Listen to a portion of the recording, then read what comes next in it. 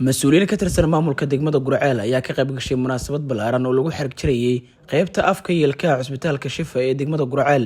Xirg jar kadib ayaa la qabtay xaflad kooban oo lagu soo bandhigay waxqabadka cusbitaalkan waxaana ugu horeyn munaasabada ka hadlay maamulka iyo dhaqaatiirta cusbitaalka Shifa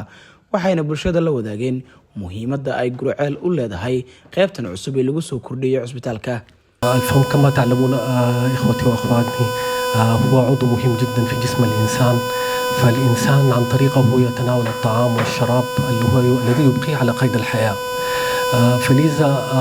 حصول أي خلل ولو بسيط. دنتالكو وحواي آد أيو حساسي وياه مركب في اللي قال جو عافماتك جودهان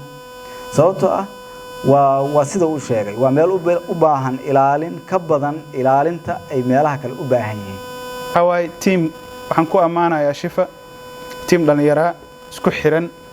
isdabeecad fahmay inta isbitaalka joogana waxyaabaha amaanta mudan oo aan isleeyahay waa la taaban karaa waxa koow ka ahaa dadka deegaanka wax ka soo jeeday waxna ku bartay ayaa u badan dadku ugu badan oo ka shaqeeya qasab noqon doonto qof walba oo loo shaqeynayo oo shaqo looga qabanayo ilkaha in baaritaan loo sameeyo si lagu ilaaliyo caafimaadka bulshada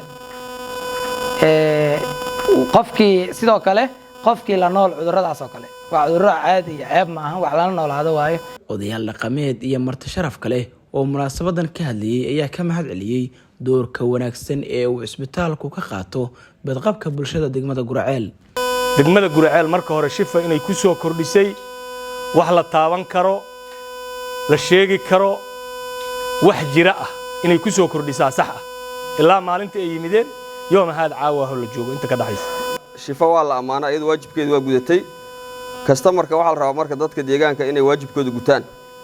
hadii daawo tayo la keenay hadii dhaqaatiir tayo la keenay hadii dadkii waxa waaye deegaanka la shaqaalaysiiyay ilaahay baan u mahadinaynaa caafimaadkana siiyay marka labaadna waxaan u mahad celinaynaa dhaqaatiirta ku howlan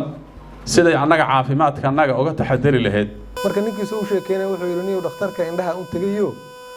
xanuunkii oo uga sheego dhakhtarka Shifa jooga aabana Muqdisho markii la joogo sidoo kale la iga sheegay isla xanuunkii. Dr. Ali Beeko iyo xogayaha degmada Gurceel Bashiir Maxamed Salaad oo iyana munaasabadan ka hadlayay ayaa sheegay in maanta halka uu marayo caafimaadka degmada Gurceel uu door weyn ka qaatay cusbitaalkan Shifa. Shifa waxa aad ugu hambalyeynaya runtii inaad sanadkii 2022 ilaa hadda inaad shaqo fiican aad u qurux badan u qabateen degmada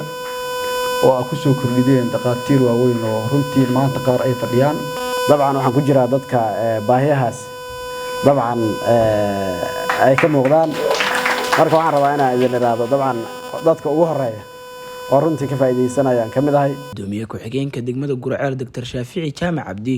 oo munaasabadan soo xiray ayaa maamulka iyo howlwadeenada cusbitaalka Shifa kaga mahad celiyay shaqada wanaagsan oo ay u hayaan bulshada Gurceel in loo baahnay dental care oo ah dhakhtar professional ah degmadu yeelato loogu tashado caawana aan u jeedno dhaqaatiir ajnabi iyo Soomaali ah oo ka howlgalayo ayadana waxa leenahay adeegyadii hore oo la kaga bartay way haboonaayeen ayaduna inay haboonaataan bulshada u rajeynayna ay kana rajeynayna